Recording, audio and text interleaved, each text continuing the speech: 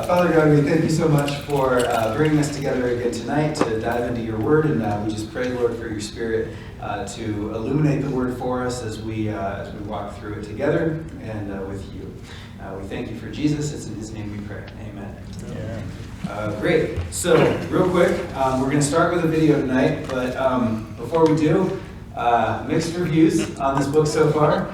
I've had a couple people come and say this is one of the best things I've ever read, and I can't take my eyes off of it, and I'm getting distracted from my work because I can't stop reading this book, and my wife is mad at me because I'm making us late for things because I can't stop reading this book, and I've had other people say this is the wrong book for this class, it is not written at this level, and so just some mixed reviews. So as with anything that's not the Bible, we're going to read it critically, we're going to take what it has for us, and we're going to leave what it doesn't.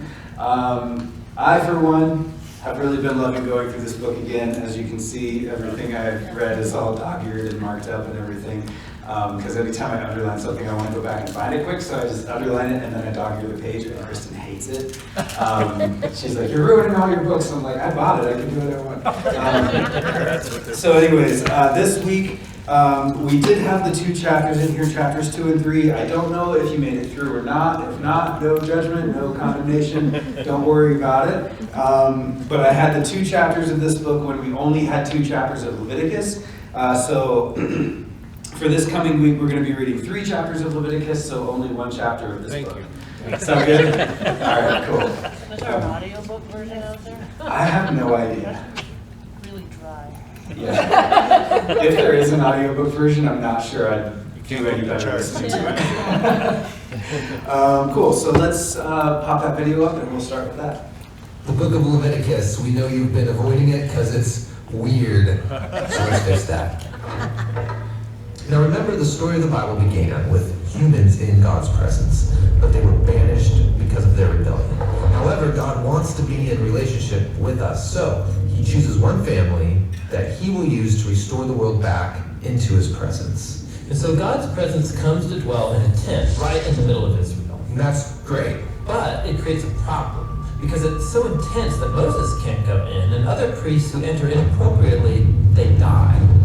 Well, wait, if God's presence is good, how is it all of a sudden dangerous for people? So think of it this way. God's presence is like the sun. It's pure power and goodness. And when something mortal and corruptible gets close to such pure power, it's destroyed.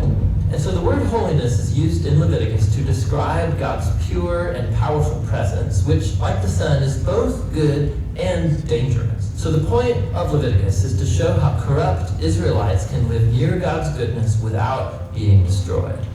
Now, in the book, there are 3 ways for how this is all going to work out. And these are going to seem strange to you, but just hang in there with us. The first one is rituals. The second is this idea of the priesthood. And the third is a bunch of purity laws. Now, the book is broken up into 7 sections, and each solution is explored in 2 sections of the book. The rituals are here, the priests are here, and the purity laws go here.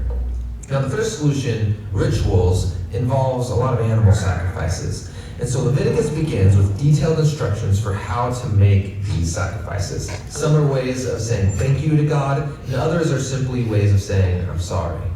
And here, at the end of the book, there are some more rituals. These are about observing sacred days and festivals. They're all celebrations that retell some part of the story of how God rescued Israel and set them apart from the nations. The second solution to the holiness problem has to do with priests.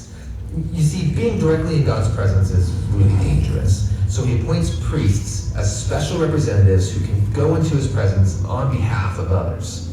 So in this section, we have a story about how the priests are ordained into the priesthood. And then this other section explains the set of higher standards that the priests have to live by because they work so closely to God's presence. The third solution in the book is all about purity laws. And this is by far the hardest thing to understand. For example, in this section, we're really concerned with knowing whether you're clean or unclean. Or another way of saying that is being pure and impure. And here's what we need to know to understand this. When you're in a pure state, you can be near God's presence. When you're in an impure state, you can't. And so it was really important for Israelites to know what state they're in at any given moment. So the first thing, we have is a list of pure and impure animals. Yeah, this list of animals is divided up by where they live. So on the land, in the sea, in the air. And the text is just not clear about why certain animals are impure or why touching or eating them makes you impure. What is clear, however, is that avoiding these creatures will set Israel apart, and it will remind them that God's own holiness should affect every part of their lives, including what they eat. After the food laws, we get a lot of random rules about things like skin disease, touching dead bodies, what to do with bodily fluids. But they're not random. All of these are things that the Israelites associated with life and death, which are sacred things because God is the author of life. Okay, but simply coming into contact with these things makes you impure? They do, but we have to keep in mind that it's not wrong or sinful to be ritually impure. You just wait a few days, take a bath, offer sacrifice, and you're pure again. What is inappropriate is entering into God's presence when you're in an impure state. Now, there's more purity laws over here in this section. Yeah, these focus on Israel's moral behavior. So these are laws about social justice, healthy relationships, having sexual integrity. Living by these laws will make Israel into a morally pure people who can live near God's presence. Those are the three solutions. Now, you've probably noticed that they surround the very center of this book. And it's here that we find a really important ritual called the Day of Atonement. Yeah, so Israel's a big tribe now, and odds are there's a lot of sin happening that goes unnoticed that people are not dealing with. And so one time a year, the priests would take 2 goats, and one of those goats is killed, and its blood is carried right into God's presence where it symbolically covers or atones for Israel's sin. Yeah, that's kind of weird. Well, the meaning of the sacrifice is explained in the next chapter, where God says that the blood of a creature is its life. And so this goat's life is offered as a substitute. It's receiving God's punishment for Israel's sins so that the people don't have to. That leaves the second goat. Yeah, the priest puts his hands on it, and then he confesses all of the sins of Israel. It's like he's placing the sins on the goat. And then that goat gets cast out forever into the wilderness. It's called the scapegoat. Yeah, I've heard that word before. Yeah, it's a very powerful image of how God is graciously removing Israel's sin. But let's be honest, sacrifices in general seem so barbaric. We have to remember that in the ancient world, sacrifices were the main way of buying favor from the gods. But the problem was that those same gods, they're unpredictable, they're fickle, you never know if they're going to ignore you or they're going to turn on you. And so it's in this cultural setting that we see Israel's God as totally different. He does get angry about human corruption, but it is never arbitrary. And he loves people. So he provides this clear way for Israel to know with confidence that they are forgiven and that despite their corruption, they are safe to live near his presence. And so that makes the book of Leviticus actually a revolutionary statement in its day. So that's Leviticus. But Israel's still at Mount Sinai in the middle of the wilderness. They need a place to live. Yes, the land God promised to Abraham. And so the journey to that land is what the next book of the Bible is all about. Hi, this is Tim. And this is John. We believe the Bible is telling one overall story from beginning to end. You can, So we're yeah, you can pause it. I love those guys, but we got the point.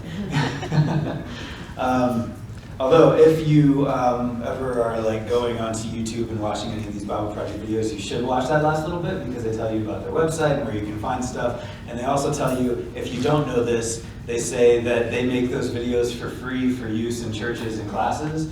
So just so you know, I'm not just stealing all their stuff and showing it to you. Like they're making it for us to use in this setting, right? What's their YouTube channel?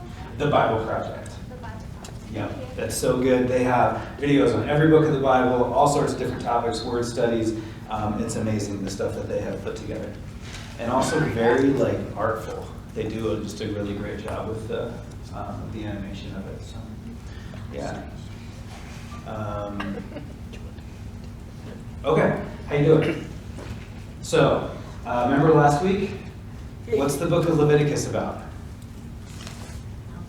How to get close to God. How to get close to God. I like it.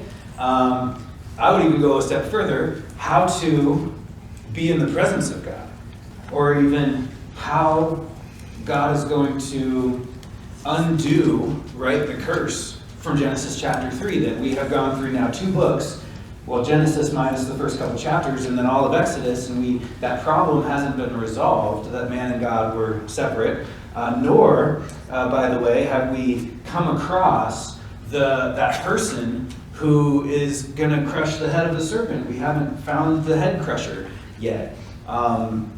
We thought we found him for a minute there in Noah, and then he messed up, although he did succeed in part of his role, was to bring rest, right, to bring Noah from the curse of the ground. And we saw that after the flood. God said, I'm not going to curse the ground again. And so we saw some success in Noah.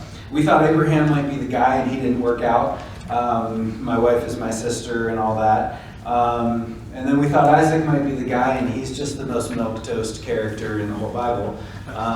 Then we thought Jacob might be the guy. Well, that was the whole lying thing where Israel became kind of known as a liar, which we saw Jesus' conversation with Nathanael in John chapter 1. Behold, an Israelite in whom there's no deceit. You believe because I saw you under the fig tree. I'm going to show you greater things than these. You're going to see the angels ascending and descending on the Son of Man, which was a reference to Jacob's ladder. We get into Exodus, and now we're reading about this new guy, and his name is Moses. And he certainly at first seems like he's going to be the guy, right? Because he's in an ark, which is the same as what happened with Noah. He's saved through the water by this ark. And then in the very next chapter, he kills a dude. So that didn't work out very well. And then goes to Midian and marries a couple Midianite women. Which is really confusing because we're looking for the seed, right? We're looking for the line. We're looking for the head crusher is going to be the seed of the woman. And so it's well, then why are you marrying people who are outside of this line? And then you start wondering about the purity of the line and all that. And so Moses kind of clearly isn't the guy, and yet he brings Israel out to Mount Sinai, and he is the one who can go up on the mountain. But then there's the divisions of the mountain, and we've talked about this with him going to the top, and then there's the middle section that the 70 elders can go to. The people of Israel can't even touch the mountain. If they touch the mountain, they're going to be struck dead. And so even Moses being able to go up and be in the presence of God, he hasn't brought the restoration of the separation, the restoration of the relationship from Genesis chapter 3. And then we saw when we were studying Exodus, which I thought was really interesting, the whole no one can see the face of God, and we saw that in the context of the previous paragraph, which says that Moses spoke to God face to face, and so we said that in its context, and I hope I argued for this, and I don't know if you see it the same way. You don't have to, right? But I argued that no man seeing the face of God and living had to do with the situation that we're in the biblical story at that point. That is, restoration was coming, and that restoration is coming through Leviticus. So that's my long way of saying the book of Leviticus is about getting close to God, right? It's that bringing the restoration of the broken relationship caused by sin. So last week, we dove into, head first, the book of Leviticus, and we read chapters 1 through chapter 6, verse 7, because the chapter breaks aren't inspired text. They're not in the original text or in the original manuscripts, and sometimes they're put in funny places. I don't want to say they're put in the wrong place, but they're put in funny places. And so we wanted to get through all the sacrifices, so we read through chapter 6, verse 7. So today, we're going to pick up in chapter 6, Leviticus chapter 6, verse 8. And by way of reminder, before we pick up there, you remember the 5 sacrifices from last week. If you don't, I just put them up here so that you can cheat as we go through them together. So Leviticus chapter 1 was about what? The burnt offering. And chapter 2 was about what? And chapter 3? And chapter 4? And chapter 5? Guilt offering. Okay, and they don't exactly split perfectly with the chapters like that, but it's just helpful to think about them that way. And it helps me, and maybe this will help you too, if someone's like, well, I want to learn about the sacrifices in Leviticus, I can go, well, there's 5 of them, and 5 chapters talk about them, so you can go over that like that. And Jacob brought up last week a really interesting point that I was really thinking about all week, and as I was prepping this morning for teaching chapters 6 and 7 tonight. Something just exploded in my mind about this. So when you have 5 things, what's happening is it's creating a chiasm. And the center of the chiasm in Leviticus chapters 1 through 5 is the peace offering. And if you remember from last week, we got some information about every one of these offerings. For example, the burnt offering is for atonement. You do it when you sin. The grain offering, provided for the priest, you do it at harvest time when you want to bring the first fruits to God. The sin offering was for unintentional sin. The guilt offering was for unintentional sin in the same way, but also for intentional sin. And if you messed up any other offering, we had all that information. But the peace offerings, it told us really nothing about them, except that you took the fat and you burned it on the altar. And then it didn't tell us what to do with the rest of the animal. And that sort of made the center of the chiasm in chapters 1 through 5. And as I was studying today, I came to think, and I think right now, that seeing that as a chiasm, as you suggested, Jacob, is actually really important to what's going to happen in these next chapters, because things are about to start going out of order. Okay, so overview complete. Ready to keep going? Here we go. And Yahweh spoke to Moses, saying, command Aaron and his sons, saying, this is the law of the burnt offering. Okay, so which chapter of Leviticus was the burnt offering? Chapter 1. And so now we're circling back. So this is like chapter 6 is going back to chapter 1, and we're going to talk about the burnt offering again. The burnt offering shall be on the hearth, on the altar, all night until the morning. Remind you of any other sacrifice or offering we've seen in the biblical story? Passover. With Passover, you had to eat the whole thing. There couldn't be anything left until the morning. And with the burnt offering, you leave it on the altar all night. What's it going to look like in the morning? It's going to be ashes. Okay? Until the morning, and the fire of the altar shall be kept burning on it. And the priest shall put on his linen garment and put his linen undergarment on his body. In other words, he's not wearing all those blue robes and the breastplate and all that. He's just wearing the linen stuff underneath. And he shall take the ashes to which the fire has reduced the burnt offering on the altar and put them beside the altar. Then he shall take off his garments and put on other garments and carry the ashes outside the camp to a clean place. And we talked about last week how they had set aside this clean place outside the camp. They would bring all the ashes out there. That becomes very important when we get into Numbers 19, for example. That's a very important place. The fire on the altar, in verse 12, shall be kept burning on it. It shall not go out. The priest shall burn wood on it every morning, and he shall arrange the burnt offering on it, and shall burn on it the fat of the peace offerings. The fire shall be kept burning on the altar continually. It shall not go out. Why? Sometimes when you read the Bible, it's good to have that like 4-year-old inside of you and just be like, why? Why? So why is the fire never allowed to go out on the altar? And then think about the logistics of this. They're going to be moving the tabernacle anytime the Shekinah glory, as we refer to it, the presence of God, the pillar of cloud and fire over the tabernacle goes up and moves and then comes down. They have to pack up the tabernacle and move it to a new place and set it all back up. So the logistics of making sure the fire never goes out is a really hard thing to accomplish. And this was the purpose of the fire pans and all of the things that they made in association with the altar, was so that they could put burning coals in there and take it to the new place and put it back at the altar and relight a fire without it ever going out. Why is it so important that it never goes out, that they have to put that much effort into it? That's a crazy amount of effort. You can just start another fire. It's not that hard to start a fire. They make it look really hard on survival shows on TV. It's not that hard. So we're going to jump ahead to Leviticus chapter 9, verses 22 through 24.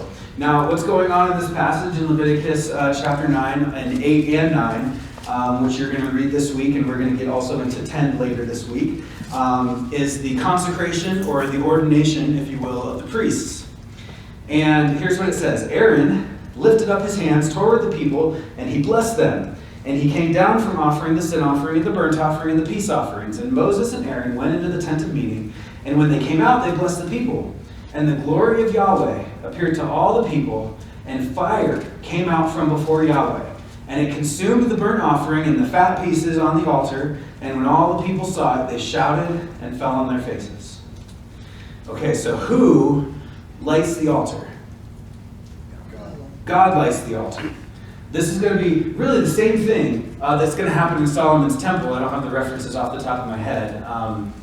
But when Solomon builds the temple, the glory of God comes down from heaven. They just kill the animals and they lay them on the altar, but there's no fire. And the glory of God comes down as fire, lights the altar and burns up the sacrifices, and then smoke fills the temple so that none of the priests can go in and do their work. Well, isn't that exactly what happened with the tabernacle at the end of Exodus chapter 40? The glory of God came down off the mountain and the smoke filled the tabernacle. Moses couldn't go in. And now in Leviticus chapter 9, it's God who's providing the fire that lights the altar. How does that relate to the story of the prophet and the prophets of Baal and soaking the altar with water and God still setting it on fire? Elijah? Was it Elijah? I'm pretty sure it's Elijah, yeah. It's either Elijah or Elisha, and I always get the two stories mixed up. J-A-H. Okay, cool. She knows. And is there a relationship? Absolutely. I think it's almost exactly the same event. And it's God proving in that situation, it's God proving his authority over Baal. Is he the one that the other guys are referring to? And Elijah's like, is your God on the toilet? Like, what's going on? Well, that's not what he said. Well, basically was what he meant. So I think it's almost exactly the same situation. Now, I would go in chapter 10, right, the next one down, Nadab and Abihu are about to be killed. And what do? Strange fire. Strange fire or profane fire. So what is strange fire in the context of God lighting the altar? It wasn't God's fire. Yeah, it was any fire that God didn't light.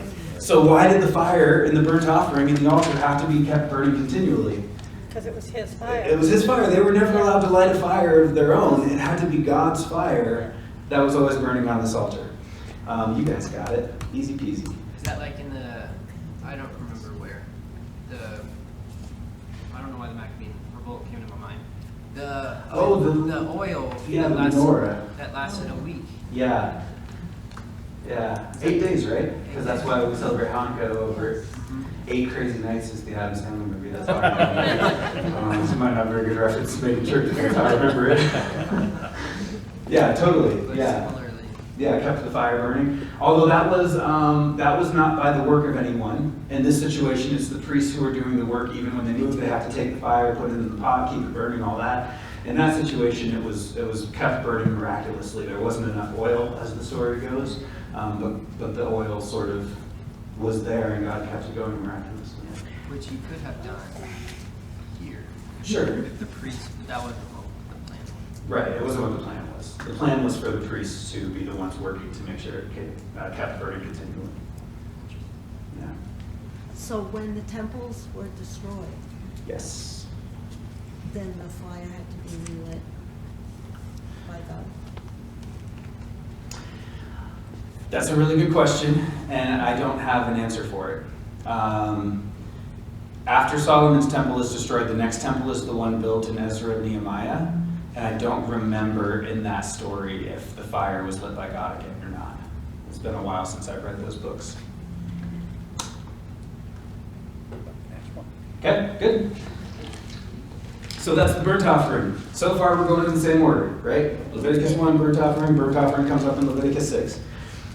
Next, verses 14, or just this paragraph, 14 through 23. This is the law of the grain offering. So what chapter of Leviticus was the grain offering? Second one. Yep, second one.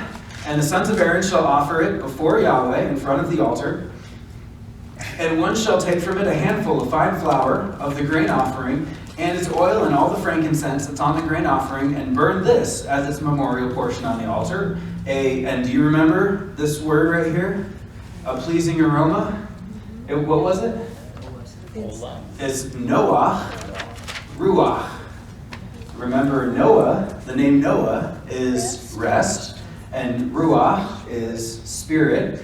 So when they would take the stuff, the sacrifice, the grain offering, whatever it happened to be, and it is a pleasing aroma, as the ESV translates it, it's talking about the spirit of the animal, if you will, or the spirit or the aroma or the wind that comes from the grain offering even, and being the thing that puts God at rest. It assuages his wrath towards the sin of the people. Are you with me?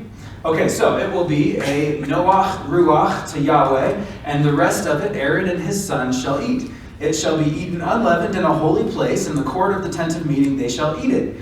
It shall not be baked with leaven. I have given it as their portion of my food offerings. It is a thing most holy, like the sin offering and the guilt offering. Every male among the children of Aaron may eat it, as decreed forever throughout your generations, from Yahweh's food offerings. Whatever touches them shall become holy. So, grain offering brought to the tabernacle, how much do they burn? They burn a handful of the grain. All the oil and all the frankincense, but they burn a handful of the grain. And what's done with the rest of the grain? It's the priest's food.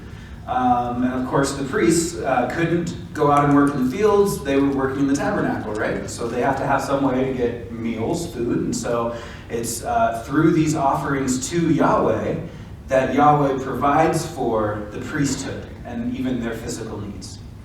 Okay, now, the grain offering continues, but in a little bit of a different way. And we're going to see how the end of Leviticus chapter 7 actually separates out what's happening here from the other aspects of the grain offering we just read about. Yahweh spoke to Moses, saying, "This is the offering that Aaron and his son shall offer to Yahweh on the day when he is anointed." Do you know the Hebrew word for anointed? Or anoint? Messiah. So I'm just going to use it as a verb, which is not exactly right, but I'm going to do it and you understand what I mean. On the day when he is Messiah. Okay? A tenth of an ephah of fine flour as a regular grain offering. But why is that important? What does it mean that he's Messiah? And what does that tell us about Jesus if the priest has to be Messiah? The intervention, the mediator. Yeah, exactly. Exactly. Yeah, Hebrews is going to pick up on this and talk about how the priesthood of the Old Testament stood continually, day after day, making sacrifices, but Jesus, making the sacrifice once and for all, sat down at the right hand of the Father, and he's contrasting the sitting down of Jesus with the continual standing and being on the feet of the Old Testament priests. So when they're Messiah, they bring a tenth of an ephah of fine flour as a regular grain offering, half of it in the morning and half in the evening. It shall be made with oil on the griddle. You shall bring it well mixed in baked pieces like a grain offering, and offer it for a Noach Ruach to Yahweh. The priest from among Aaron's sons, who is Messiah to succeed him, shall offer it to Yahweh as decreed forever. The whole of it shall be burned. Every grain offering of a priest shall be wholly burned. It shall not be eaten. So, what's the difference between the grain offering that someone brings and the grain offering, that the priest brings? The first one, but no one eats the second. The priests eat the first one, but you could say only Yahweh eats the second one. Only Yahweh gets to consume the offering, the grain offering that the priest makes when they are anointed. Okay. So you have the grain offering, but it's sort of split into two parts there. One is the normal grain offering, and one is the one that the priest makes when they're anointed to the priesthood. Okay. Any questions on grain offerings? You remember the big five? I don't know if I've talked about this in class. I know I've talked about it with a couple people who've asked about it, but the big five of biblical social justice. Do you know these? She's got them written down. The poor, the widow, the orphan, the sojourner, and the Levite. So these are the five groups of people that in the law, God commands Israel to care for. And if you break down the different five groups of people, these are the five groups of people who can't care for themselves. And the four, the poor, the widow, the orphan, the sojourner, those are pretty obvious. But the Levite isn't quite as obvious at first glance until you get into Leviticus and you consider they can't provide for themselves because they're so busy working for everyone else. So this is how they get their food. It's part of biblical social justice. The grain offering and caring for the Levite is part of God's plan for providing for those who can't provide for themselves. Cool? Yahweh spoke to Moses, saying, "Speak to Aaron and his sons, saying, this is the law of the sin offering." Okay, now hold on. What just happened? Skip the peace offering. We skipped the peace offering. So, if in 1 through 5, these 5 offerings create a chiasm, that would imply that the most important one is the one at the center, which is the peace offering. Why did we just skip the most important one? We'll come back to it, because Moses is going to come back to it, okay? So we skip that, and we go to the 4th one, which is the sin offering. And he says, "This is the law of the sin offering. In the place where the burnt offering is killed, shall the sin offering be killed before Yahweh. It is most holy. The priest who offers it for sin shall eat it." So, in the same way that the grain offering provides bread for the priest, the sin offering provides meat for the priest, for the Levite. In a holy place it shall be eaten in the court of the tent of meeting. Whatever touches its flesh shall be holy, and when any of its blood is splashed on a garment, you shall wash that on which it was splashed in a holy place. And the earthenware vessel in which it is boiled shall be broken. But if it is boiled in a bronze vessel, that shall be scoured and rinsed in water. Every male, every male among the priests shall eat of it. It is most holy, but no sin offering shall be eaten, from which any blood is brought into the tent of meeting to make atonement in the holy place. It shall be burned up with fire. So, do you remember from last week that there's 4 categories of sin offerings?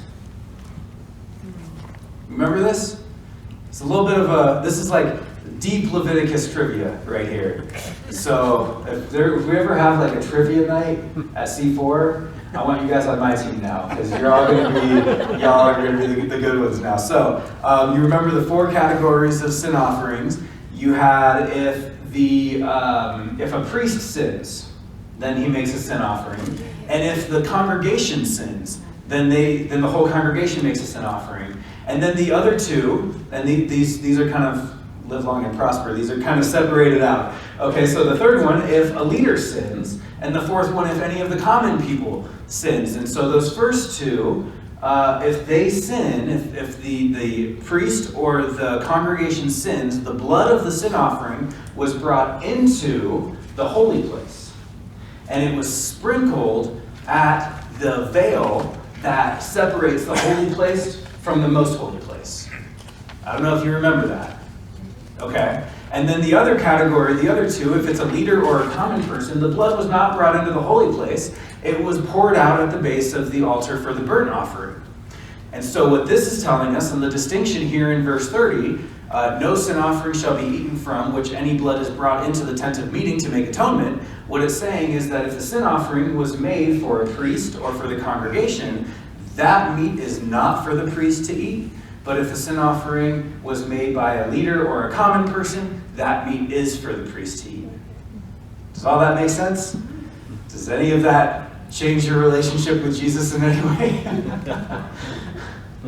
But it's interesting. I think it's important for us, both interesting and important, to see exactly what was required and what was necessary for Leviticus to accomplish its purpose, and just how detailed and specific the law got. If it's this type of sin offering, the priest can eat it. If it's this type of sin offering, the priest cannot eat it.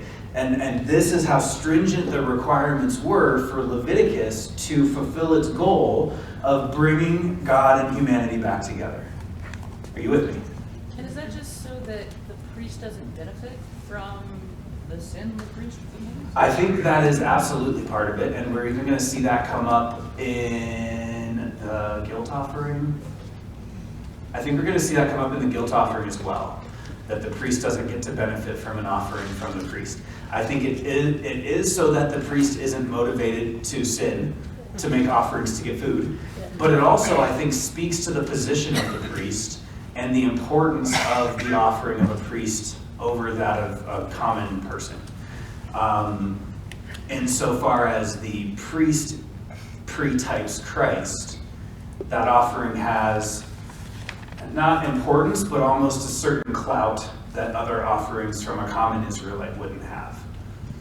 So, how does that relate to the other piece, the congregation? Because that's the other half of. Yeah, exactly. And so I would think then, in the same train of thought, that the congregation, Israel on a national level, is a pre-type of Christ, where Jesus fulfills what Israel was supposed to do, and that is to bring the nations into a relationship with Yahweh. Because as we've gone through the law, I hope I've done an okay job pointing out the bent of the law toward evangelism for the nations, but Israel does a horrible job of that, and it's not until Jesus comes along and fulfills that. One of Mackey's, I would call it a Mackeyism, the guy who runs the Bible Project, he talks about Jesus being true Israel, or a true Israelite, in his fulfillment of that.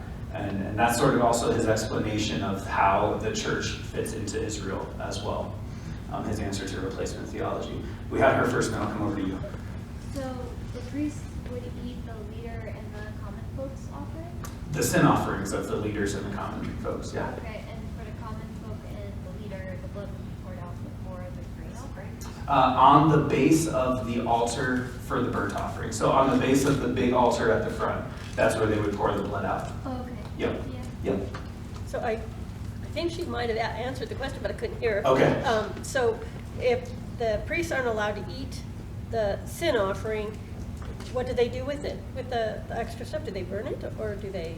Yeah, I think so. Okay, so then it becomes a burnt offering because you're burning everything. Yeah, at the very end here, it shall be burned up with fire. Okay, so it's kind of becomes a burnt offering. In the same thing is done with it, but it's for a different purpose. Yeah, yeah. All right, on we go.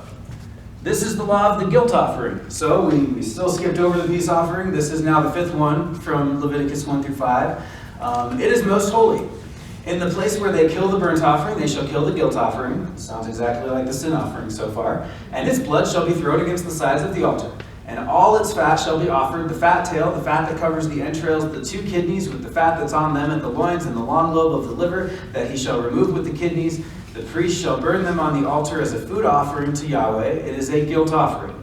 Every male among the priests may eat of it. It shall be eaten in a holy place. It is most holy. The guilt offering is just like the sin offering. It's convenient for them to let us know that. There is one law for them. The priest who makes atonement with it shall have it, and the priest who offers any man's burnt offering shall have for himself the skin of the burnt offering that he has offered, and every grain offering baked in the oven, and all that is prepared on a pan or a griddle shall belong to the priest who offers it, and every grain offering mixed with oil or dry shall be shared equally among all the sons of Aaron. So what is given to the priest for their duty in the tabernacle? Skin. The skin from the burnt offering,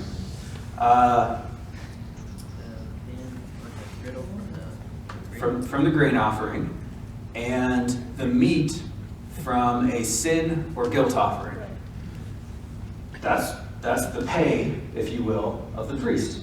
That's how they make their living in the tabernacles, how they get their food, it's how they get their clothes. When they're not doing their priestly service, they're presumably, I shouldn't say obviously, presumably not going to be wearing their priestly garments, so they're going to need those animal skins for clothing, to make their tents for their families, all those things.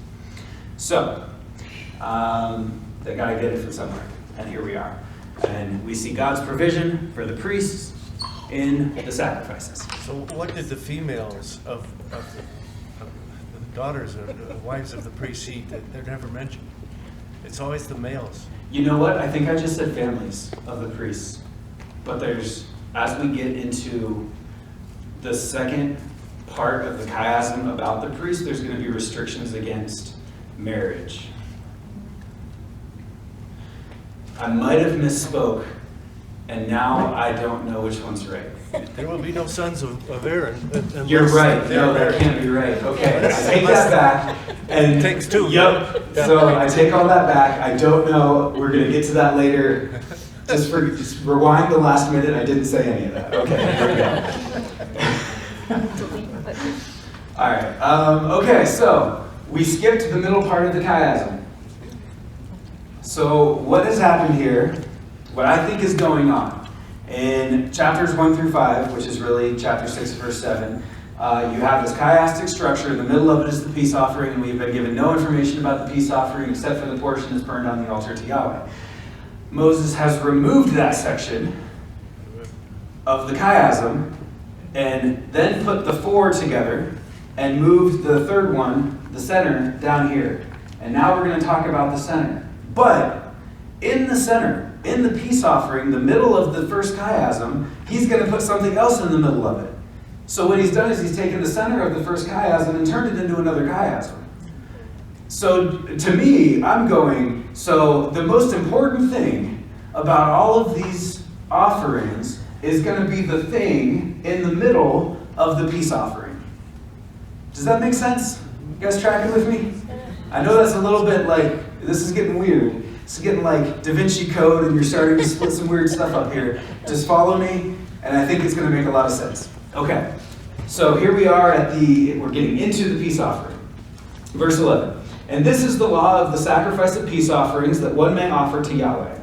If he offers it for thanksgiving. Now, it didn't tell us this back in Leviticus chapter 3. We don't know why someone would make a peace offering, but here we are. You can make a peace offering if you want to give thanksgiving to God.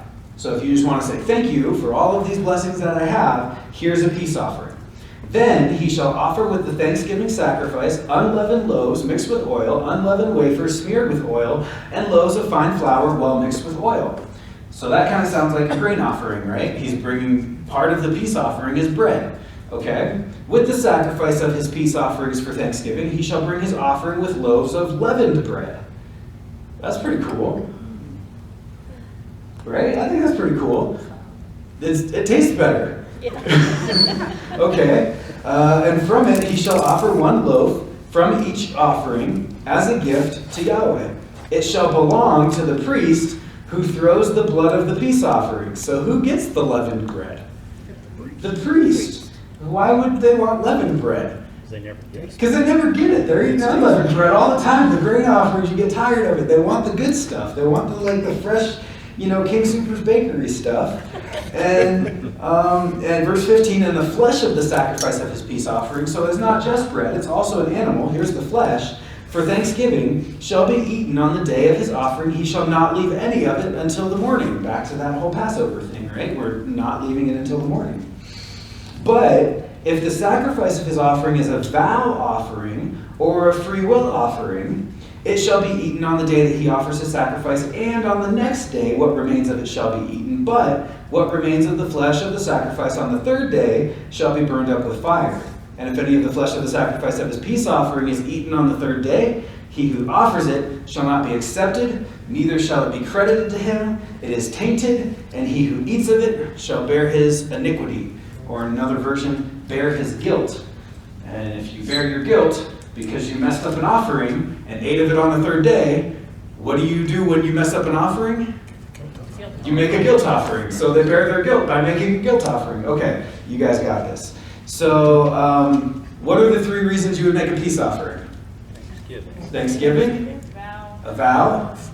A free will. So the vow is the one where you're probably like, what's going on here? Because the other 2, they make sense. We still do those today. If you're thankful to God, drop some money in the tithe box. If you just have a lot of money and you're like, God, I want to give you something, and it's just free will, drop some money in the tithe box, right? Matt's going to love me for this. But the vow one is the one that's a little bit weird to us. I would say we're going to talk about vows more in particular, more in detail around Numbers chapter 5. And we're going to get into specifically this really interesting vow that's going to kind of pertain to Samson, John the Baptist, Samuel, all these guys. It's all coming back to that Numbers chapter 5. You mentioned that last week. Sorry? You mentioned that last week. Oh, good. Then I'm mentioning it again now. I just had a weird question.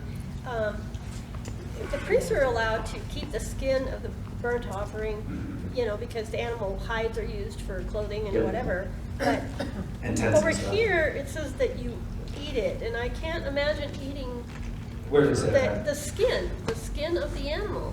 Is that This is the peace the offering. flesh? Yeah, the flesh. Yeah. Is that not the skin? So that's talking about the burnt offering. They get to keep the skin of. Right. This is the peace offering. And they eat it? No. The burnt offering, the skin? No, in the peace offering, it says that they're allowed to, the first day they're allowed to eat the flesh. Yeah. And whatever flesh is not eaten, it's like, but do they actually eat the hide? Not the skin, no. The meat. The meat. Yeah, this is talking about the meat. But didn't the original burnt I offerings say just burn wasn't everything? sure the difference Yeah, between they the flesh butcher and the it. skin. So the skin, the hide, like And the flesh leather. means the Yeah, meat. the leather. The flesh means the meat. The flesh is the meat, exactly. Alright. The burnt offering, you said, doesn't it originally say they have to burn the whole thing? Yeah. Yes, but they butcher it first. And so what's going on the altar is the hide going on the altar? I don't remember. I think I was going to say no because of this. Yeah, I So- thought it just said burn all of it. I think it's like you, I don't even remember if that's one where you have to like empty out the bowels, or if you just burn that on the altar as well. I don't remember. But it's the fat, it's the meat. I know they butcher it, they quarter it, they put it all on there. I don't remember. But here it says they keep the skin. Sometimes I have to burn the skin. Or something. I can't Yeah, I thought the remember. burnt offering said burn everything. One of them you do. But apparently not, according Another to one you this. don't. Yeah. I don't remember very well. I didn't think to look that up today. But here it says they're keeping the skin of the burnt offering. It says in verse 6 of 1, it says, he shall skin the burnt offering and cut it into pieces. Skin it and cut it into pieces. So I guess the skin isn't part of what's going on the altar then. Right, because they say place all the pieces. Okay. Cool. It says the parts, the head, the fat. Great. Want to be a Jewish butcher. Apparently you get a lot of leather if you are. All right, we talked about bearing his iniquity. It's talking about making a guilt offering because he messed up the offering. Okay, now, verse 19, it's sort of going to keep talking about peace offerings, but the way in which we're talking about peace offerings is about to change. And I think that these next two paragraphs are the center of the chiasm of the middle of the other chiasm that was pulled out and put at the end. You with me? So the structure of this is weird, but I think that this is the most important thing. The next two paragraphs are the most important part of Leviticus chapters 1 through 7. So all of the offerings and the sacrifices that they can make, and this is the thing that is most important. We're going to put it at the middle of the middle. So, verse 19, flesh that touches any unclean thing shall not be eaten. It shall be burned up with fire. All who are clean may eat flesh, but the person who eats of the flesh of the sacrifice of Yahweh's peace offerings while an uncleanness is on him, that person shall be cut off from his people. And if anything touches an unclean thing, whether human uncleanness or an unclean beast or an unclean detestable creature, and then eats some of the flesh from the sacrifice of Yahweh's peace offerings, that person shall be cut off from his people. What are our key words in that paragraph? Clean and unclean. Okay. Another word for clean and unclean is pure and impure. How do you go from being unclean to being clean? We haven't studied this yet, so if you don't know, it's okay. Ritual, specifically the ritual from Numbers 19. And Numbers 19 is the passage about the red heifer. And so, why is the Temple Institute looking for a red heifer? Why did they buy 5 of them from Texas? Because they have to make things that are unclean, clean, if they want to rebuild the temple. Does that make sense? We're going to talk way more in detail about that when we get to Numbers chapter 19. It is like, honestly, like Deuteronomy is great, but Numbers 19 is the culmination of this whole study. If you stop coming, don't stop coming after Numbers 19, but if you did, I get it, because that's like the best part. It's all downhill from there. No, I'm just kidding. So still now in the center of the center, in the middle of this chiastic structure that Moses has put together, Yahweh spoke to Moses saying, speak to the people of Israel saying, you shall eat no fat. Oh, hold on, sorry, before I go on to that, I forgot. What does it mean to be cut off from your people? Kicked out of there. Exile? Doesn't mean killed. So there's some debate, and it is, as far as I can tell, about 50-50. Some people say that to be cut off from your people is to be killed, and some people say that to be cut off from your people is to not be an Israelite anymore. I think that what's going on here is the second one. You're not an Israelite anymore. You're kicked out of the camp. You're basically excluded from the congregation. And part of the reason that I think that is there are some passages that we're going to come across, I think specifically in Numbers, where a person is cut off and killed. So I think they're two different things, okay? But just understand that there's a whole lot of debate about this. I think what's going on is if you eat the peace offering and you are not clean, you cannot be an Israelite anymore. Now, in the symbolism of the Torah in the Old Testament and what Israel represents as the kingdom of God that is bringing in Gentiles,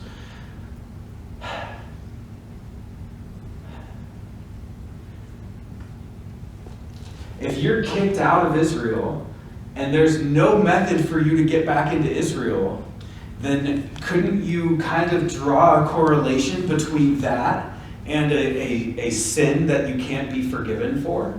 If Israel is representative of the kingdom of God. So Linda, I think it was you a few weeks ago who was asking about the unforgivable sin in Matthew chapter 12. Man, how complicated do I want to get here? You get kicked out and you can't get back in. There's no sacrifice that you can make once you're cut off. You don't make a sin offering anymore because you're cut off. And so I guess what I want to say is this should influence how we think about the unforgivable sin in Matthew. Is that an okay way just to summarize this for now and say this should influence how we think about when Jesus says the blasphemy of the Holy Spirit is the unforgivable sin?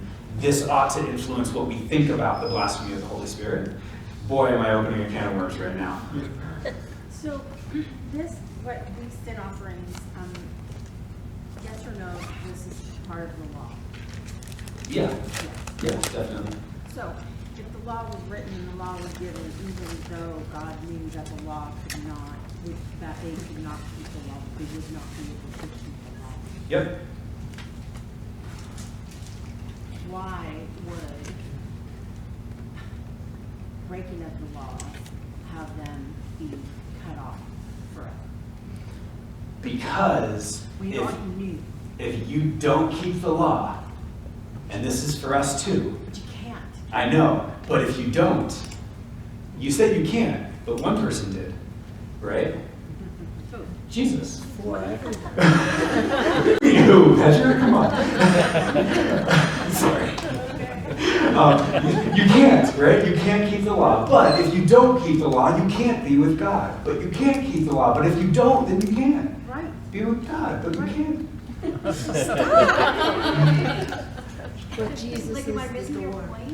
No, so Matthew 5:17, Jesus says, I didn't come to abolish the law. Right? If I get it's the thing. The purpose of Leviticus is to bring humanity back into fellowship with God. If I abolish that, then there is no. I was trying to think of like a really nice way, like a church way to say, how can I say this? You're out of luck, okay? If I abolish that, you're out of luck. All right? That answered my second question I've been holding on to all night was, what's the difference between abolishing and fulfilling? Because I know what the difference is, like literally what the difference is, but they just mean the same thing. They don't, though. But they end up having this. For believers, they do. Yeah. But what if you're an unbeliever? The law is not abolished, and it was not fulfilled for you because you didn't accept the fulfillment of it. What are you going to be compared to? What books are open at the white throne judgment in Revelation chapter 20? We're getting too far. Yeah. Okay. So I just But wanted I still to. don't understand. Sorry. keeping the law. You don't understand what? I still don't understand what the reasoning was. Did you do that on purpose? Nope. Logos just quit. We'll get it back. That's fine if there's not an answer, but that is, that's what's going around in my head. Like, how is that part of the law that you're going to be cut off from your people if you do that or don't do that? Oh no. Guys, this is a problem. Please reset your password. I don't recognize you. We have Bibles. All right, y'all gotta have to open your Bibles, because Yeah. that just went, I don't know why that closed. John, you can use Bible Gateway if you just use your internet browser. Yeah, that's a good idea.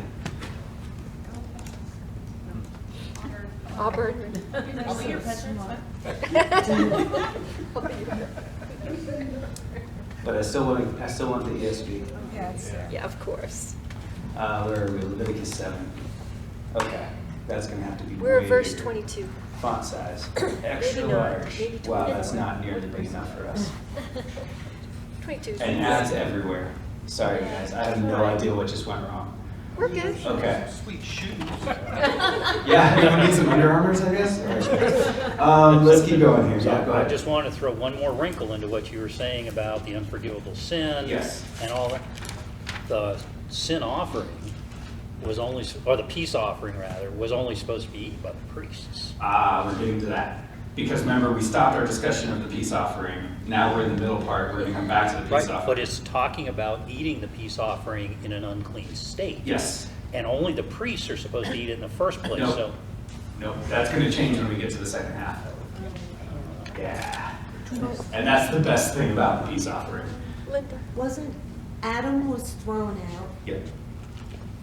but that wasn't being cut off from his people? He was. He was. He was the only people. Who's he going to be cut from? No, I don't mean to be. No, I don't mean I'm to be just saying flitty, though but- that Adam was cast out of Eden. Yeah. So, in a sense, You're talking about the theme of exile. yes. Yeah, absolutely. Absolutely. But I Except think, that this is permanent, yeah. but he was able to He never got back to continue Eden, though. Yeah. He never got back to He Eden. never got back to you. No. He never got back to what he was cut off from. And while these people are being cut off from people who are already outside of Eden, they also will never get back to what they were cut off from. So although we're dealing with different realms, thematically we're talking about the same thing. Isn't Israel supposed to be kind of another Eden, in a way? In a way. Absolutely in a way. So it would be like being cast out of Eden again. Yeah, in a way, yes. Yeah, thematically, yes. All right. Here we go. I don't know, this is 2 weeks in a row that something's gone wrong with this thing, so I don't know. All right, here we are. Verse 22, still in the middle section. Yahweh spoke to Moses saying, "Speak to the people of Israel saying, you shall eat no fat of ox or sheep or goat. The fat of an animal that dies of itself and the fat of one that is torn by beast may be put to any other use." Like what? What do they use fat for? Fuel. Oil? Candles? Soap? Tanning leather. Tanning leather? Yeah, so it's not unclean. You just can't eat it. It's not for you to eat. Interesting. But on no account shall you eat it. Verse 25, for every person who eats of the fat of an animal, of which a food offering may be made to Yahweh, shall be cut off from his people. If you eat fat, you can't be an Israelite anymore. Hold that thought, Petra. Well, I just want to. Okay, don't hold that I thought. want to understand the fat thing, sorry. Yeah, I'm coming back to the fat thing. How much fat? Like, they couldn't eat any, like, they had to make sure it was all gone from the meat? Uh, Or are you coming back to that? oh gosh, I wish logos didn't just go down. I had a word study pulled up on fat. The Hebrew word is chalev, and I had it all like there. So it's translated in Numbers 18, is translated the good or the best part or something like that. And it is talking about specifically that the only fat that's like specific is the tail and around the kidneys and off the backstrap and things like that. It never says to go through the meat and take all the fat out of the meat. It's talking about specifically that fat that he's mentioning. And that same word for fat is so one example was when Jacob was taking his family into Egypt. God says that they're going to enjoy the best of the land. The word for best there is chalev. It's the same word for the fat of the animal. And so I think what it's dealing with is that the best thing, the top, the first fruits, if you will, are are maintained and kept holy for Yahweh alone and for his consumption. So if you, as a common Israelite, take what only Yahweh can eat, then you can't be an Israelite anymore, right? So you're cut off. Verse 26, moreover, you shall eat no blood, whatever, whether of fowl or of animal, in any of your dwelling places. Whoever eats any blood, that person shall be cut off from his people. And in that sense, we're talking about Genesis 9, right? The life is in the blood. So, after that, clean and unclean, don't eat fat, don't eat blood. Those three things make up the center of the center, which is the peace offering, is what's surrounding that. So now we're getting back into the peace offering. Verse 28, Yahweh spoke to Moses, saying, speak to the people of Israel, saying, whoever offers the sacrifice of his peace offerings to Yahweh. Okay, so who's this talking about? Is this the priest or is this the person who's making the offering? This is the person. Okay, whoever offers his sacrifice shall bring his offering to Yahweh from the sacrifice of his peace offerings. His own hands shall bring the Lord's food offerings. He shall bring the fat with the breast, that the breast may be waved as a wave offering before Yahweh. The priest shall burn the fat on the altar, but the breast shall be for Aaron and his sons. And the right thigh you shall give to the priest as a contribution from the sacrifice of your peace offerings. Whoever among the sons of Aaron offers the blood of the peace offerings, and the fat shall have the right thigh for a portion. For the breast that is waved and the thigh that is contributed I've taken from the people of Israel out of the sacrifices of their peace offerings, and have given them to Aaron the priest to his sons as a perpetual due from the people of Israel. This is the portion of Aaron and his sons from the Lord's food offerings from the day they were presented to serve as priests of the Lord. Yahweh commanded this to be given them by the people of Israel from the day he anointed them. It is a perpetual due throughout their generations. Sorry, give me 1 second as I lost a bunch of my notes there. Okay, so who eats the peace offering? The priests and their children. The priests and their children. Apparently the person who brings it keeps some of it. Yeah, that's what I'm getting at. What verse was that in? Because I lost that when Lovis went down. Well, it talks in 35. This is the consecrated portion for Aaron and his son. Yes. So their portion is the breast and the right thigh. The fat goes to Yahweh, and the person who brings it keeps the rest. Okay, so this is the amazing thing about the peace offering. You bring it, you slaughter it, God eats a portion, the priest eats a portion, and you eat a portion. So this is the meal that you share with God and the mediator. What'd you say, Petra? You're absolutely right. Oh my gosh, that's awesome. This is communion.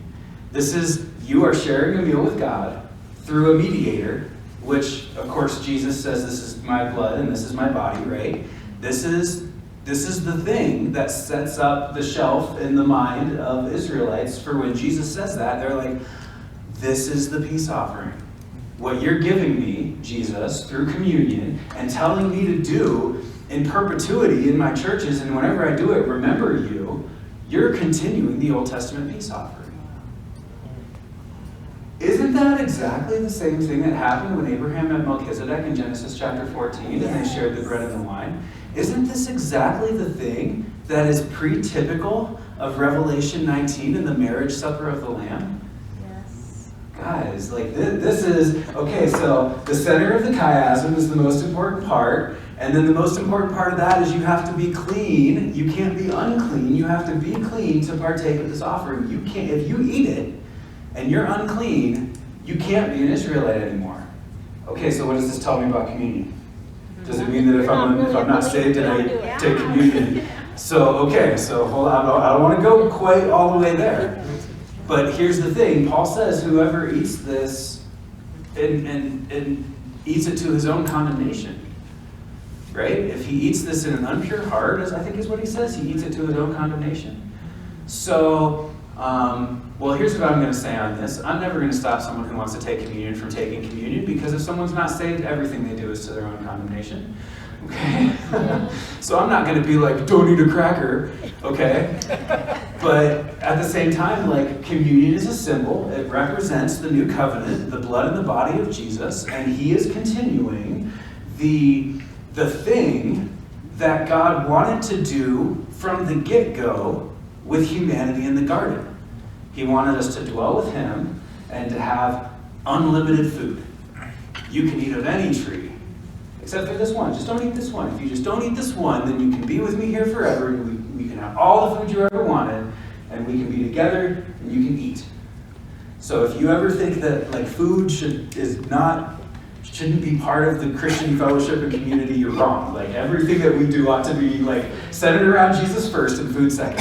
Okay? Like it is so central because Jesus is inviting us into this ancient Israelite practice of the peace offering. It's so cool. I love it. So God gets the fat, the priest gets the breast and the right thigh. Jacob wrestling in the camp with the man, God, whatever, right? We talked a lot about that. But the dude who broke into his camp, and he wrestled with him. So the right thigh, and then the guy who brings it gets the rest, and it's a shared meal between just a normal Israelite and God. So the wrestling was a peace offering? Oh, because God took the right thigh. The wrestling touched his right thigh. I think they don't eat the sinew of the right thigh because Jacob's hip joint shriveled. Right? I think that's what it says in Genesis. I want to say it was 38. I wouldn't say that the wrestling is a peace offering. I think it is they eat the parts they eat because of their history. Maybe that can go farther than I'm taking it. I'm not sure. What's the significance of the right? The right earlobe, the right thumb, the right toe, the right thigh. Jesus sits down at the right hand of the Father, which is both another example of right and also my answer. And are there any vegetarians that are Christians? Oh, sure, yeah, no one ate meat until after the ark, right? I know a few, but most of them aren't very healthy. So they don't eat meat. Sorry. Okay, moving on. Okay, last thing we're reading tonight. This is the law of the burnt offering, of the grain offering, of the sin offering, of the guilt offering, of the ordination offering, and of the peace offering. Why are there 6 offerings all of a sudden? You skipped 35. Oh no, I did. Yeah. I'm sorry. No, I didn't. You didn't? Because you said generation. Oh, sorry. I skipped it. We had 35 and 36. I can read it again if you'd like. Yeah, because the consecrated portion there. Oh, you want me to talk about the heave offering? Yeah. Well, I want you to talk about the consecrated portion before you get into verse 37 when you talk about the consecrations. Okay. So... Is there anything there? I don't know if there's anything I have to say there. Not that there's nothing there, I just don't have anything to say on it. Okay, that's an answer. Okay. John, where are we seeing that the person that gives the offering gets the rest? Yeah, so in the previous section up here, it said whoever, the person who eats the flesh of the sacrifice of the peace offering, uncleanness. So that, I don't think, is talking about the priest. I know it's small. It's in the section where it's talking about cleanness and uncleanness. It's talking about a person eating the peace offering while he's unclean. I don't think that's talking about the priest. Yep, that's what I have highlighted there, verse 20. And then,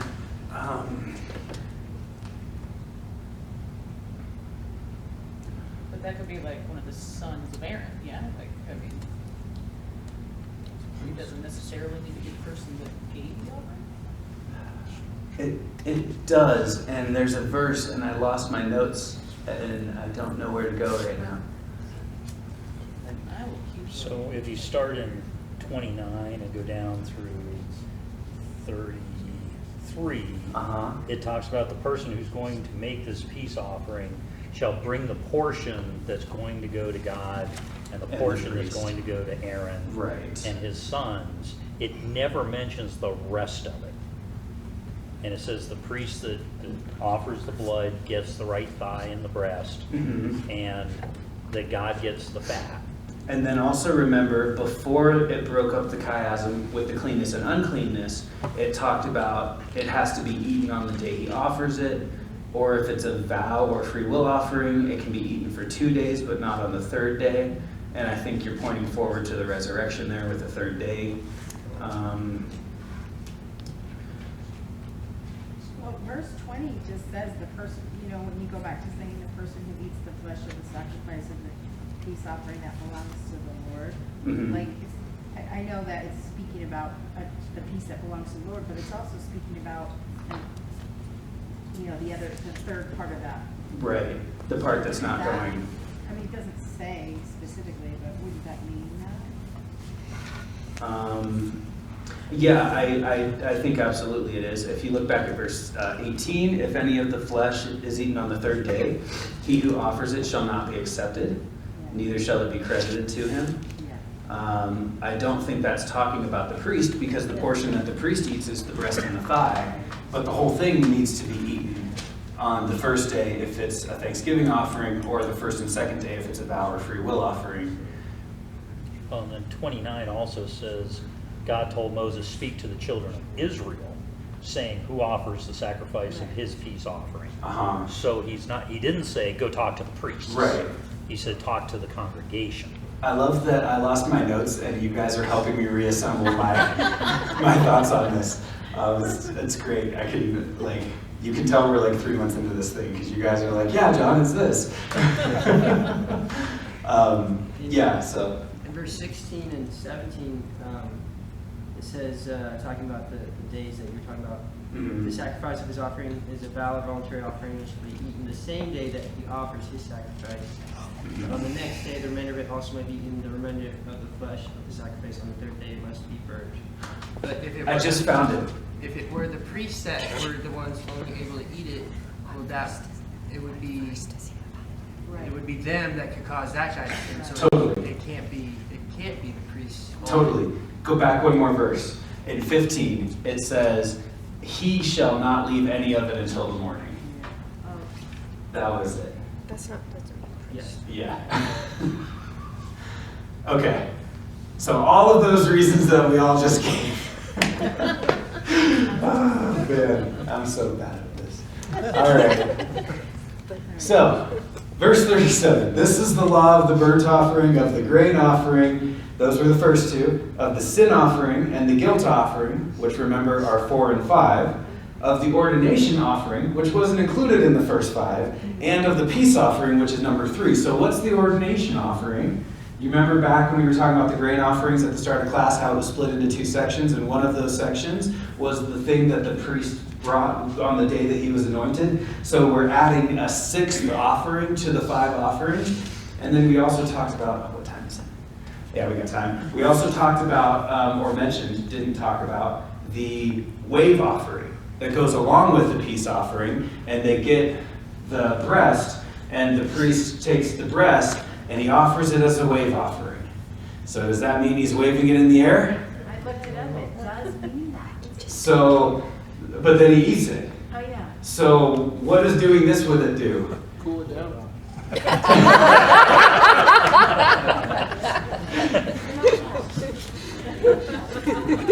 I pictured him doing it before it was cooked, but I guess. Huh? The blood? If you're saying it's uncooked, is it like splashing the blood? Probably not. The way that these things were butchered, they would drain the blood as they were they would cut the arteries in the neck so that the blood came out, so that they wouldn't accidentally eat any blood in there. Sorry, did that just gross you out? Just accidentally get some blood and now no longer. No medium rare. No. Okay, so those are the 6 offerings. The ordination offering was added in these 2 chapters, which Yahweh commanded Moses on Mount Sinai on the day that he commanded the people of Israel to bring their offerings to Yahweh in the wilderness of Sinai. Okay, so This week you're going to read chapters 8, 9, and 10. The context of Leviticus is about to change. So I'm going to just take us into the beginning of chapter 8 so that you're prepared for what's about to happen. Before we do that, let's just hope this doesn't go down again. Because I want this. Just give me a new one. Give me a blank piece of paper. Okay. Success. You guys know what I'm about to draw, right? The tabernacle? Yeah. All right, what's this? The square at the front? Altar, what's that? The bronze basin. The bronze basin. What is this down here? What's this? Incense. Altar. What's this here? Bread. How many pieces of bread on the table? Cool. How many lamps in the lampstand? 7. Where is it pointing? Towards the bread. Towards bread. Okay, what's in here? The Ark of the Covenant. Yep, and then what's Mercy above? seat. The mercy seat's over the ark. Yep, there you go. And then what's over the mercy seat between the cherubim? God. The presence of God. Awesome. You guys know the tabernacle. For Leviticus 1 through 7, the picture of Exodus 40 didn't change. Do you remember what happened in Exodus 40? God came down off of Mount Sinai, the smoke filled the tabernacle, Moses could not enter. So Leviticus chapter 1, God speaks to Moses from the tent of meeting. Where's Moses? He's over here. Where's God? He's in there. Okay. All of Leviticus 1 through 7 has taken place in this setting. Moses is not in the tabernacle. God is in the tabernacle. The sacrifices that we're talking about in Leviticus 1 through 7 are not being made in Leviticus 1 through 7. They're being given to Moses to give to the people of Israel so that they can start making them. Okay.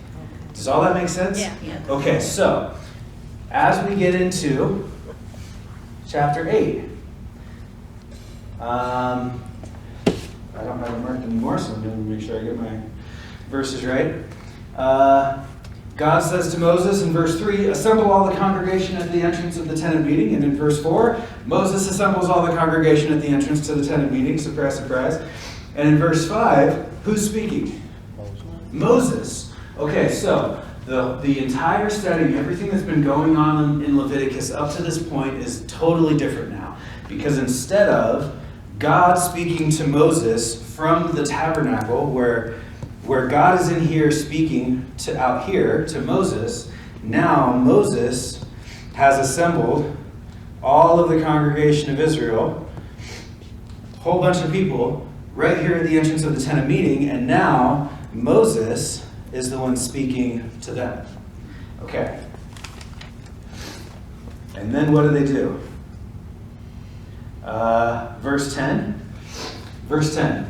Moses takes anointing oil and anoints the tabernacle and all that was in it and consecrated them. So what does Moses do here in verse 10?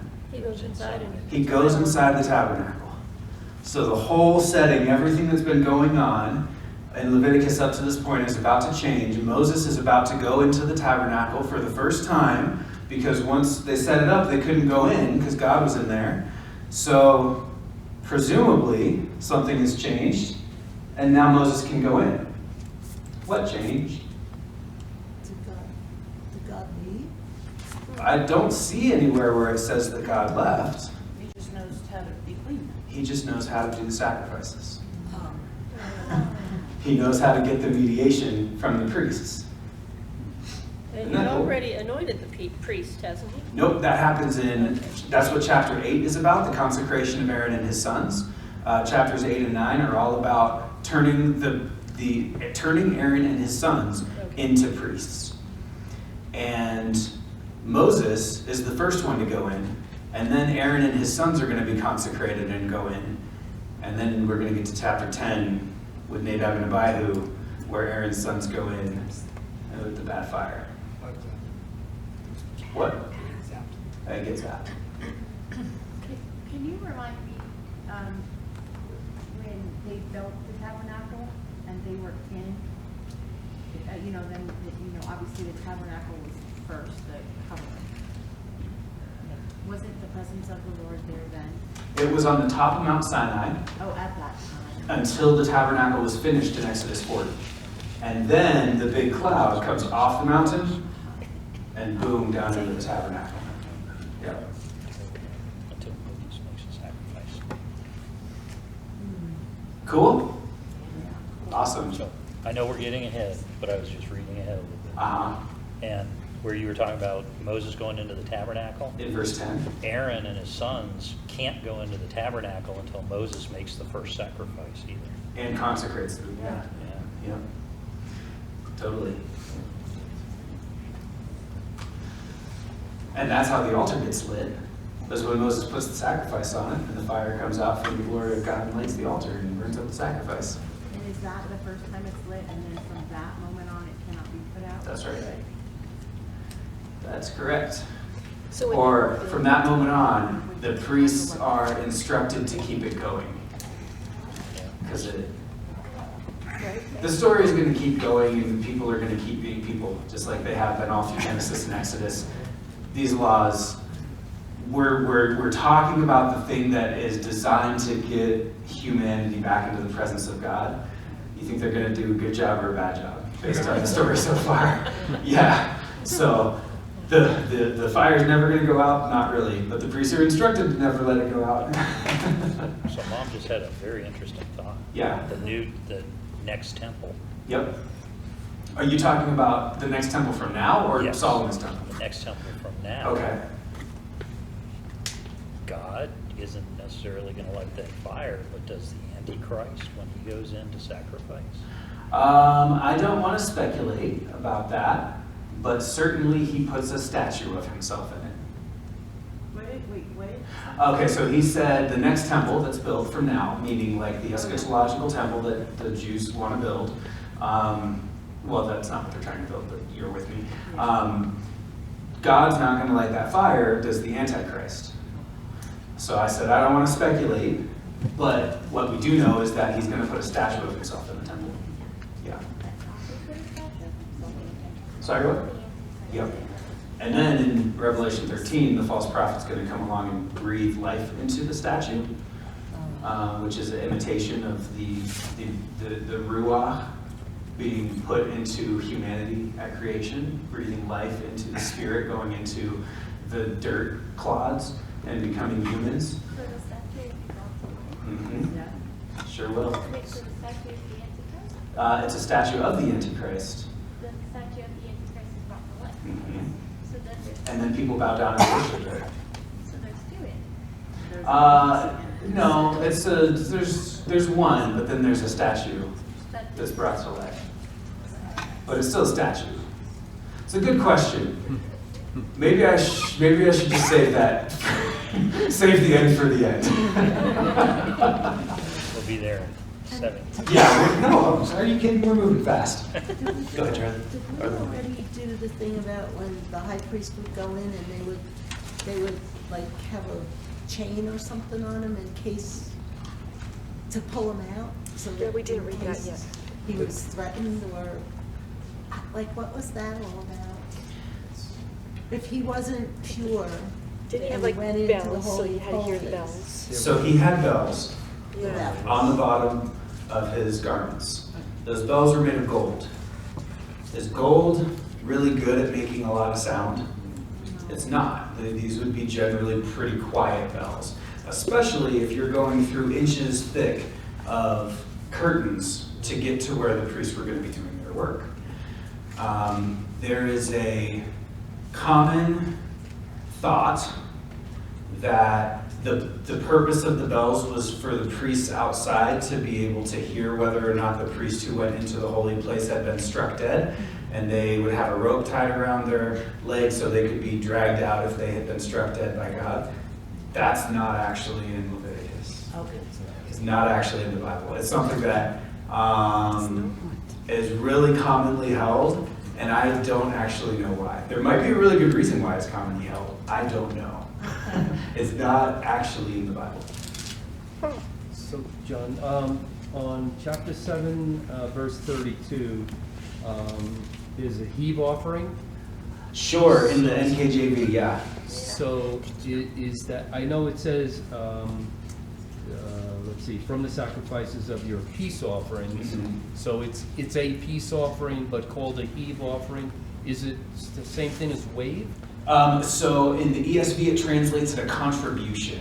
And luckily, I looked it up before class, because I can't look it up now. But I don't know the Hebrew word, I don't remember what it was, but it translated roughly to something that goes up or something that is given. And so I think that the NKJV is grabbing onto the something that goes up and talking about heaving something in the air, kind of like waving it. While the ESV is grabbing onto the something that is given and talking about the portion of the peace offering that's for the priest. And I think there's a translational difference between the two because that Hebrew word had, when I looked it up, it had a long list of things it could be translated as. We call that the semantic range, which is like it can be translated into a variety of different words. And so some translations will grab onto one, while other translations will grab onto another. And if, without being able to talk to Moses, we really don't know exactly what he meant, but we can get close. I think it makes a lot of sense to me the way the ESV translated with contribution, because it's like the part of the peace offering that he gets. If you want to translate it as a heave offering, maybe it's also related to the wave offering. So they're all the peace offering. They're all just part like of the peace parts offering. of the peace Exactly. Exactly. And also, also in verse 37, NKJV says the consecrations. So I think you use a different word for that. The consecrations. Will Yeah. you read the whole verse so I know which part? 37 says, this is the law of the burnt offering, the grain offering, the sin offering, the trespass offering, the consecrations, and the sacrifice of the peace offering. Yep, so the ESV says the ordination offering instead of the consecrations, which was that second division of the grain offering, which was the thing that the priests bring on the day that they're anointed. Yeah. Sound good? Are you guys about done with offerings? We've been talking about them for 2 weeks. So next week we're moving on to the priests. The week after that we're moving on to purity. And then the week after that we're going to talk about the Day of Atonement. And it's going to get weird. And I'm excited. Cool. Anything else before we close? Are we going to talk about next week the what you alluded to with Moses going into the tabernacle to anoint everything? Are we going to talk about that next week or? A little. Okay. Yeah. Was he able to, just similar to how he was able to go on to the mountain and into the midst of the cloud because of the sacrifices that they did at the base of the mountain on the altar that he built there? Interesting. I hadn't thought about that. So you are following. There's a place where they can make sacrifices and atonement for their sin, right? That allowed him to go up on the mountain several times. I don't remember. In chapter 24 of Exodus. Of Exodus? Yeah. Okay. But, I mean, he had to go in somehow, right? Well, sure, yeah. Right. Am I following? Yeah. Good question. I'm just clarifying. Okay. Okay, cool. All right. Awesome. Michelle, you want to pray for us? You can say no if you don't want to. It'll be my first time, so. Oh, really? Yes. Heavenly Father, thank you for these days that we have to learn about your word. Please help all of us to understand all the intricacies of this and help us to understand what you want from us and for us. And bless this church and all these people that are here with us. In Jesus' name, amen. Amen. Thank you, Michelle. First time, you know? Yeah.